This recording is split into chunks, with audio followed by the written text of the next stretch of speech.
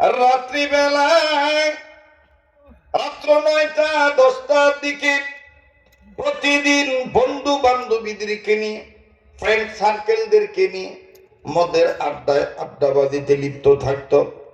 প্রতিদিন রাত্রে যে মদ খাইত, পৃথিবীর সবচেয়ে দামি কোম্পানির মদ, সে কোম্পানির নাম হলো স্যামসাং কোম্পানি। বাবাজি স্যামসাং, একটা হলো স্যামসাং আর একটা হলো স্যামসং, দুইটা দুই জিনিস, ভুল বুঝবেন না বাবা। ওই স্যামসাং কোম্পানির মদ, 1 লিটার মদের মূল্য হলো আমার বাংলা টাকায় বর্তমানে 2.5 থেকে 3 লাখ টাকা লাগে। কয়লা বাংলাদেশের ভাত পোষা না, ভাত পোষা খাইয়া মসজিদ ভাই বেড়ায়, মাদা জামান বেড়ায়, কথা কয় না। আমি একদিন দেখি যে পুরান ঢাকার মধ্যে, আমি তো জীবনে দেখি না যে লুঙ্গি দ্বারা পরে ওরাও খাড়ায় পেশাব করে, কিন্তু ওই দিন দেখছি, হ্যাঁ লুঙ্গি একাদের দইয়া লুঙ্গি তুলিয়া ঢাকায় বাসায় করতেছে এরকম করে। আমি আবার দেখতেছি যে ওর অবস্থা দিকে বুঝলাম মনে পাইপ দিয়ে পানি মারবার হচ্ছে কিছুদিন, ও যে মুখ বানাইছে বুঝছেন না। প্রথম ভাবছিলাম যে মনে হয় ওয়াল বিধানের কন্ট্রাক্টের দায়িত্ব নিছে, পরে দেখছে না এটা মাথা, লুঙ্গি তুইলে নাট বল্টু ধইয়া আর একজনের ওয়ালের দিকে পানি স্প্রে করতেছে, ঢাকায় বাসায় করতেছে। আবে ঢাকা শহর মুইটা বাহা ফেলাম, আমি তো আবার বিকলে কম না, আমি আবার গ্লাস নামে ডাকতে বলি, চান্দু লিটারের কয় লিটার আছে টাঙ্কিতে, কথা কয় না। ওই ঢাকায় বাসায় কি আমি পারি না, আমি জানবো যে ওই চান্দু টাঙ্কিতে কয় লিটার আছে। এইবার আস্তে করিয়া এভাবে ঘুরে ঘুরে যায়, হ্যাঁ আবার দেখি না হুজুর মানুষ দেখি তাল ঠিকই আছে, ওই ধরে রয়েছে হুজুর বাপ পচা পানি খেয়ে অবস্থা। হ্যাঁ নাউজুবিল্লাহ মিন যালিক। কষ্ট হইতেছে আপনাদের? আপনারা যদি না দোয়া করে দেবো। হ্যাঁ আজকে ইতিহাসের পাতার রেকর্ড হয়ে থাকবো আজকের ওয়াজ, কথা কোন ঠিক কিনা, যারা কোন ঠিক কিনা। তাড়াহুড়া করেন না, আমার কোনো কাগজ টুকুজ দিয়েন না, খবরদার। আমি একটু ঠান্ডা মাথায় আগাই, ওয়াজ করা লাগবো, ঠিক না? ঠিক না? আমার সাইডে আগাই দেন, এটা খুব খেয়াল করে। মোহতারাম হাজিরিন, তো মিস মেরি ম্যাডাম যে মদ খাইতো, 1 লিটার মদের মূল্য কত? 3 লাখ।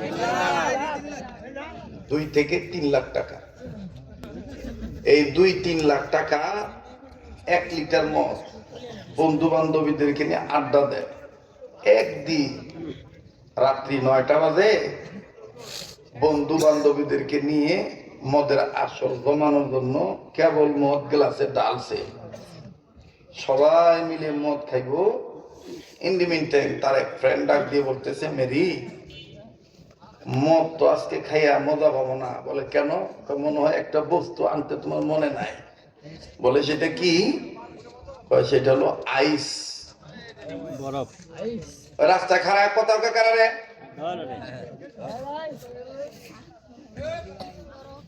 সাইড টক করতেছ কিনে গে ভাল না লাগলে যাবি গে। এটা বিদেশি হুজুর পাস নাই, এটা ঢাকায় আমার।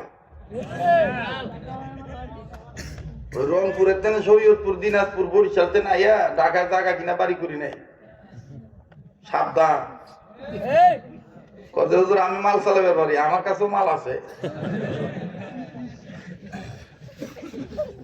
সাটুরিয়া একবার এক নেতা খুব বাহাদুরি করছিল, এক মাস্টার আছিল আর কি গোলরার কাছে।